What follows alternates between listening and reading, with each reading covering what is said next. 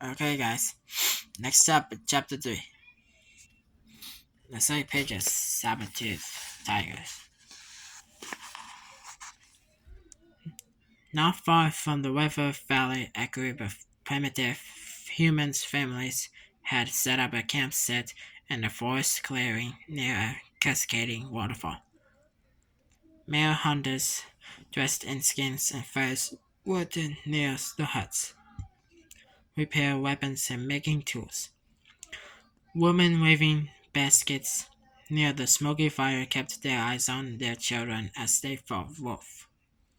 A pack of domesticated wolves wandered through the campsite, nosing at the bones, tusks, and carcasses left over from earlier hunts. In the middle of the camp, a baby named Washane stood holding on to his father's leg. His father, Wuna, was the leader of the human tribe. A few feet away, Nadia, Roshane's mother, held out her arms, urging him to walk to her. Roshane to let go of his father's leg, and tried to take a step. He stumbled and plopped down on his butt, giggling. Unseen by the humans, two fearless-looking saber-toothed tigers watched the camps from their hiding spot on the hillside. They were both reddish gold with long sharp tusks protruding from their mouths. Oh, look at the cute little baby Diego. The tiger named Soto growled to his companion. Solo, the leader of the pack, was larger and nastier looking than Diego. Isn't it nice to be joining us for breakfast? It wouldn't be breakfast without him, Diego replied. He was awfully large and nasty looking himself and sleeker than Sutter. Sutter glared down at the human settlement, especially since his daddy would now have a pack and without skin to keep warm. The tiger paced along a rocky outcropping on the hill. An eye for an eye, don't you think? Diego narrowed his golden eyes.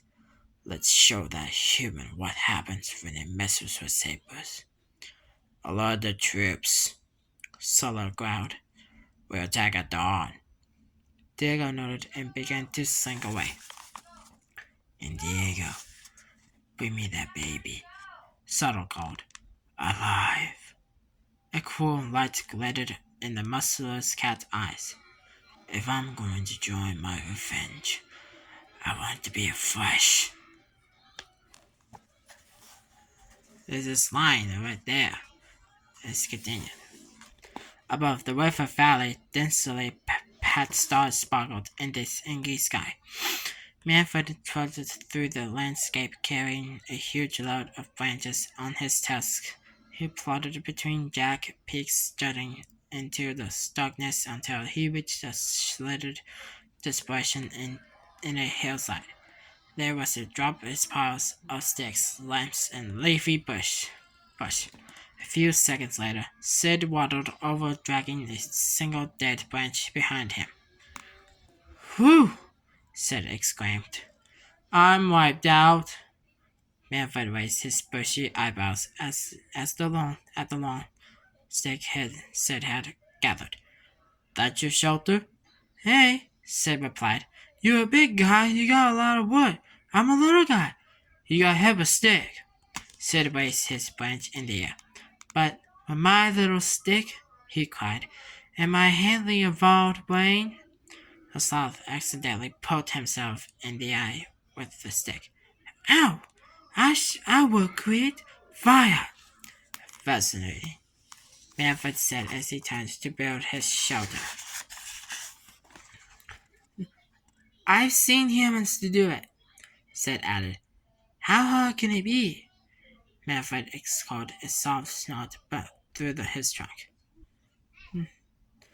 I've seen humans pick their noses, he shot back. But it doesn't mean I'm gonna try it. We'll see if it rains Trying for my born tonight, Sid replied confidently. A few hours later, lightning flashed in the sky at the start of a downpour. Sid desperately rubbed two dripping sticks together. He was soaking wet. Maverick watched from his snug, leaned to a few feet away.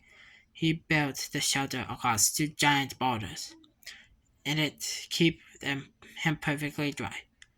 Hey, he called to Sid sarcastically. I think I saw a spy. Sid walked over to Maverick's lean to, hugging himself pathetically. Any chance I could squeeze him there, Mario pal? Isn't there someone else you could annoy? Manfred asked. His huge bulk filled the shelter completely. Friends, family, poisonous reptiles. No, Sid answered. My family abandoned me. They just kinda migrated without me. You should see the weather last year. They woke up early and then they tried to tie my hands and feet and gag away mere mouths on a barrier to the cave door to cover their tracks and went through water so I loses their sentence. Sid trailed off, his voice dropping into a desperate, depressed whisper. Who needs them anyway? Sid trapped himself in under Manfred's truck. Manfred wrapped his trunk around Sid's neck. He picked up the sloth and deposited him on the wet ground outside the shelter. So what about you? Sid asked, popping up his head on his elbow. You have a family? Manfred heaved himself around in a lean-to, blocking the entrance with a gigantic ramp. Okay, Sid said. You tired? We'll talk more in the morning. Dennis started to hear. Ouch!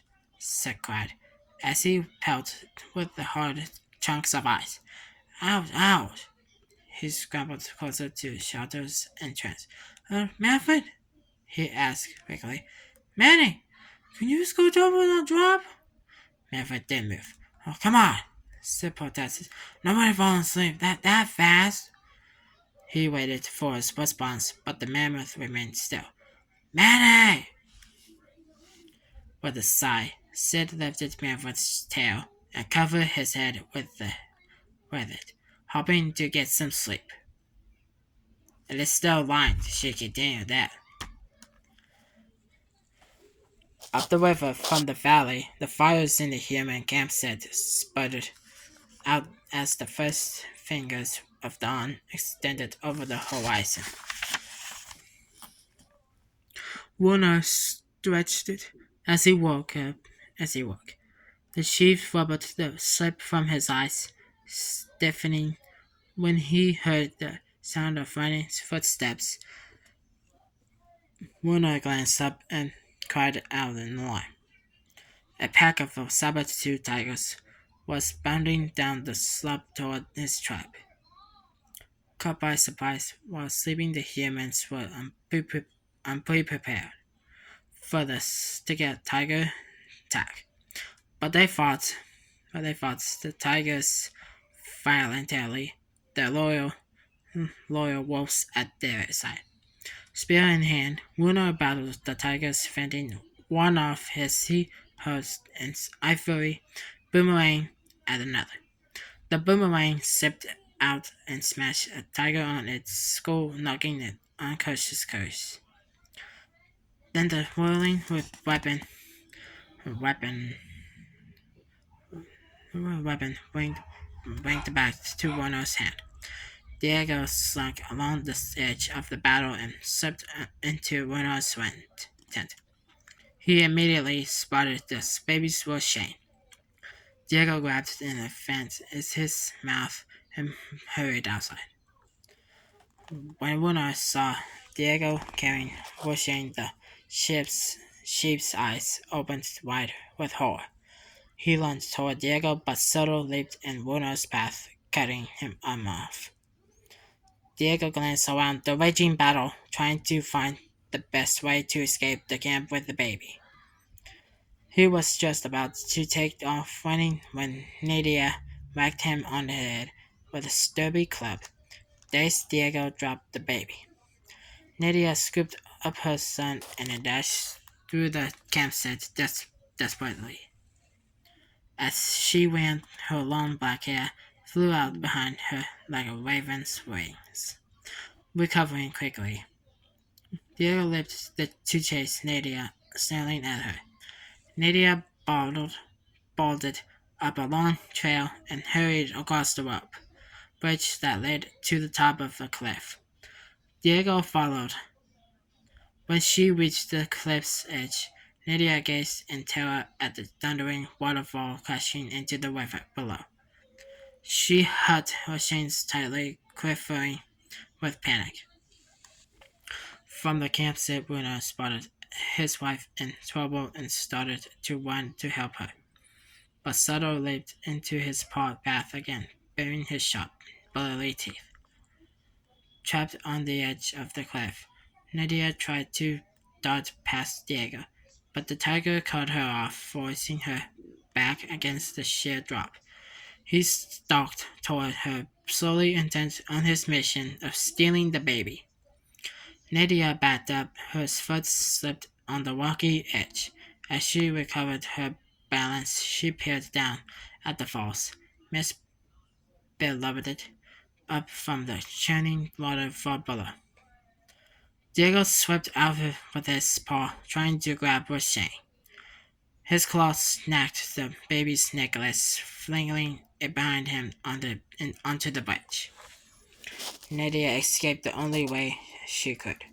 She clasped her son to chest and threw herself off the cliff. Diego watched as the woman and the baby plunged toward the churning water, disappearing into the thick veils of mist. The battle at the campsite was still raging. Bruno dropped fiercely at Soto with his spear as he tried to force the giant tiger out of his way. Solo lashed out with his claws, preventing the chief from running to his wife and son. The tide of the battle turned as the humans and the wolves began to beat the tiger's back.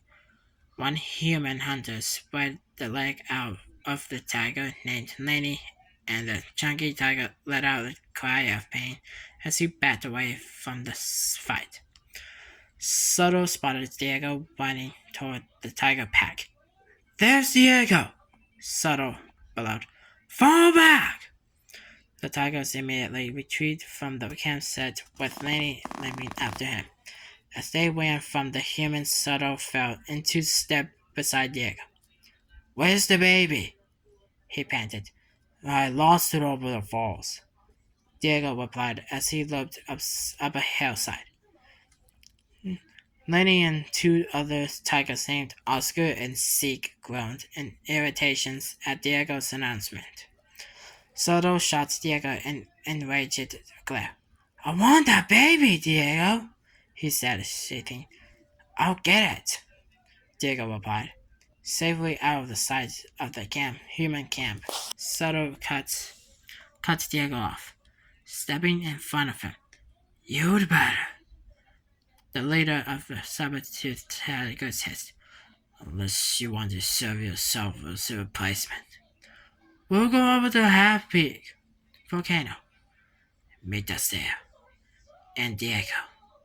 Soto growled ominously. "You'd better hope it's alive." As another line is continued. Above the human camp, Bruno rushed up to the bridge that led up to the cliff top, searching around for a sign of his wife and son. He spotted the broken necklace that Diego had torn for Shane. Bruno picked it up and closed his fingers around it. The other men in the tribe met Bruno on his way back down the cliff. When they were all together, the chief pointed in the direction the tigers had failed, narrowing his eyes with determination. The tribesmen nodded, and then they set off to track down the saber-toothed tigers.